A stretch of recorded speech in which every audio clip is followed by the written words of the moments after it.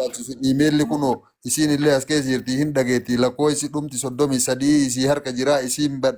email kiyya lakkoo isa saniin baname sirreeffachuu illee dandeetti anammootu osoo na bira jiraate wanni ani waan kana isii kennuu diduuf hin jiru waan biraallee waan ana bira jiru wanni isin na gaafattu yoo ka jiraatu taate. Na walumaan hojjannaa yoo dadhabne immoo karama maddaa fi adda rashiidaan fa'aa yaada kennataa jiran kara jechuu isteepinitti aanu kaayyoon kenna nuti ilmaan kun as keessaa bahuudha waan ta'eef akkasi quba nu qabaadhaa isinit deebinaa irra ga'e. Rakkoon qabu san irratti dalaynaa adda rashiidaallee waa walitti dhiyeennaa wal beeynuuf rakkoon qabu waan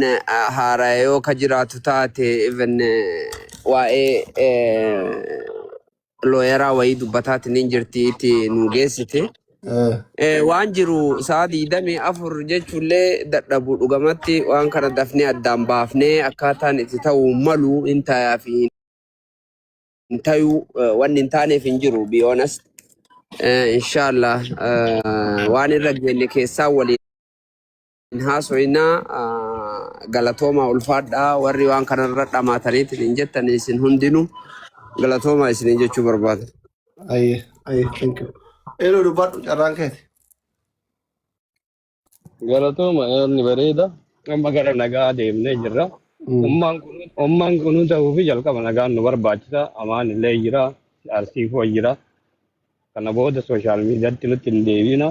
warri kanaa taallee irraa hojjetu nullee nama fiduun beeynaa jechuu ni gaafanna. Kaayiroo keessaallee namni kenna yoo inni keessa hojjetu ni jira. Isinillee achitti gaafadha. Akkasitti gara nagaa deemnee wanni martu akkasitti asirraa keessaan asli guruupii godha amaan sillee si dubbisna haala suufuullee achitti dubbisaa qaamaan dhaqa sooshaal miidiyaa irraa gadi bu'aa kana booda aga wanni adda waan amma qabatame kun addaan bahee wanni martu sirraa nutti ol deebitanii ammallee booda aarsiif ol baatee dubbatti innillee ol bahee dubbata ajandaan barbaannu keessaan Oromoo maqaa isin qarqaaretti isin sirreessaa jira jechuun isin gaafataa jira Oromoo isin bira jira. Nuti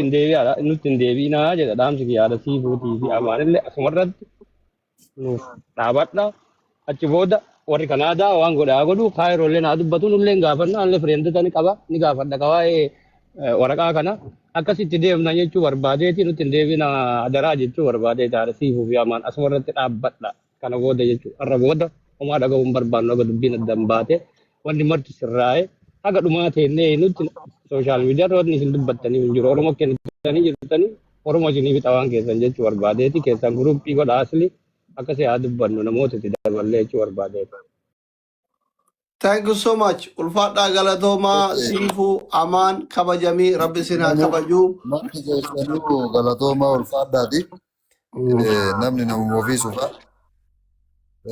Ammallee waan ani isiniin jechuu barbaadu maa'in ani kaleessallee miidiyaa bobba'eellee hin dubbannee dubbachuullee hin barbaadu fuuldurattillee nama miidiyaati illee miti haasa'ullee hin fedhu siigalee ka haasa'ameefiyyuu jala saalfadhaa ani haasawa isiin haasoyteeyyuu hin saalfadhaa siigalee har'allee borillee taanaan wanni dubbadhu hin jiruuti ilmaan tiyyallee ammoo mootiyyuu isii harka jirti ilmaan tiyya jechuun ta'e isiitti isii jechuun ta'e Oromooti tiyya jechuun ta'e Oromooti hawaasni illee kanaaf bira dhaabatee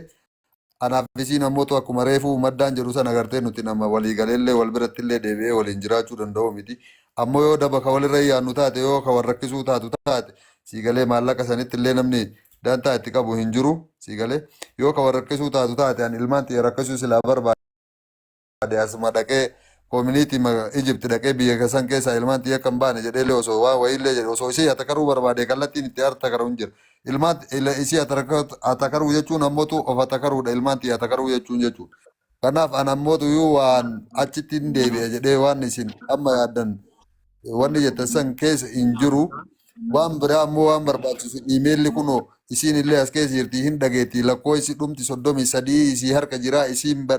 iimeela kiyya lakkoo isa saniin baname sirreeffachuu illee dandeetti an ammootu osoo na bira jiraate wanni ani waan kana isii kennuu diduuf hin jiru. Waan biraallee waan ana bira jiru wanni isiin na gaafattu yoo ka jiraatu taate wannan dhoorgadhullee hin jiru wannan dhoysullee hin jiru siigalee iimeelallee sirreeffachuu hin dandeetti waan isii barbaachise guutuun guututti godhachuu hin dandeetti garuu nagaa walii kennuu qaba maqaa wal balleessuu hin qabu nama walirraa dhale ilmaan tun ammootiyyuu nama ol deemu nama agartee bora viidiyoo kun dhageeffatu siigalee anillee waan fokkataa isiinillee waan fokkataa faamilii isii xiqqeessuu faamilii kiyya xiqqeessuu wal sharafa walii buusuun faayidaa nuun qabu waan kana gadhaabattee isiin illee of laaltee waan kanarraa gabaabattu ani karayyuu miidiyaa gubbatti illee himataan jiru na waamnaan dhufe malee an wanni akka isiin jettu hiriyoota xiyya keessaan illee maalillee jedhee mari'adhee dhufellee hin jiru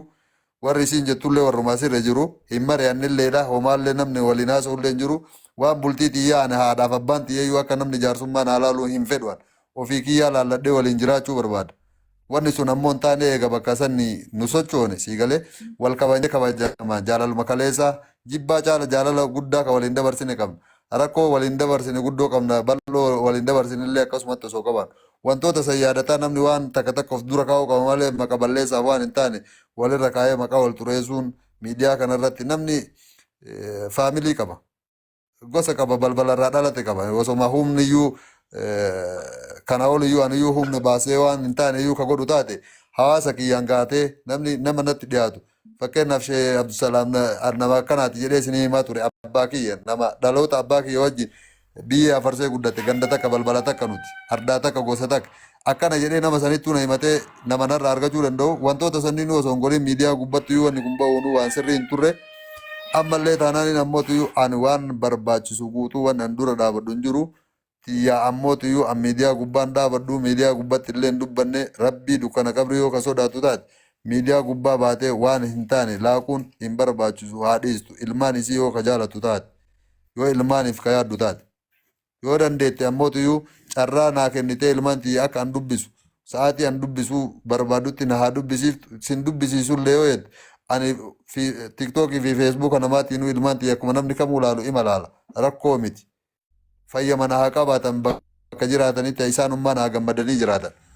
Gammachuu ana caala ana biratti irra argatanii irra haadha biratti argatantu isaanii guddoon si galee ana ilmaan isii illee ilmaan isii irraa rabbi naa kenne rabbi waliin nuu kenne isii fi ilmaan tiyya gargara baasee illee jiraachisuu guyyaa takka illee yaadeen beeku hin barbaadu illee si galee yoo dandeette naa dubbisiiftu yoo danda'uu baatte haa dhiistu garuu nagaa walii haa kenninu. Galatoomi ulfaadhu hundi keessanuu warri asitti wal geessan ulfaadhaa sagantaa biraa wayitu jira. Walumaa gala siifuyyee waan uummanni jedhu dhageette karaa siqaa caraa sii kenna. Karaa siqaa caraa sii kenna. Atillee dhageette amaan atillee kabajamii hundi keessanuu warri asitti wal geessan kabajama. Akka mirga qixxee qabdanillee dhageette. Waan uummanni si dhaabatanillee dhageette yoo dandeenyullee hiriyyoonni isaa warri isatti dhiyaatu karaa keessaa akka as dhufu waliin sirreeffatan. Hin gaafannaa yoo dadhabame mootu akka atillee akkuma isaatti mirga qabdu dhageette karaa itti mirga keetiin falmattee ilmaan kee as keessaa itti baafattu si sirreessina. Akkasitti immoo uummata keetitti waan dhaamattu yoo jiraatte dubbadhu jechumaaf. Thank you. Ayyee duraan dursa hundumti keessanuu galatoomaadha ulfaadha silaamuu akka tasaanii beeytanii haadha miira keessa seenee sagalee isin ol kaasee ture na of kolchaa narrallee laalina kan inni iimeeliin isii harka jira lakkoo isin harka jira malee iimeeliin harka jiru hin jiru egaa ammoo dhimma nutti kennadhu nuti dhimma ilmaan keetii akkuma kalee si olii rakkanne ilmaan keellee tartiiba sii qaban gabbayee haasa'e wanni an kana booda dhimma isaa haasa'u hin jiru. Badii isaallee khayrii isaallee duraanis hin haasoyne har'as ammoo wanni na haasoysiisu hin jiru dhimma ilmaaniitiin waan wal qabatuufan dhimma ilmaan waan ta'eefan haasa'e kanaafuu amaanaa rabbii dhimma ilmaan kiyyaa akkuma waadaa naa seentan bakka tokkotti naa qabsiisaa ulfaadhaa yoo akka tasaa ammoo isin mufachiise naaf kolchaa foonaa lillaahi hedduu takkan isin gammadee isin qabaachuu kiyyaaf hedduun boonaa isinin jedha.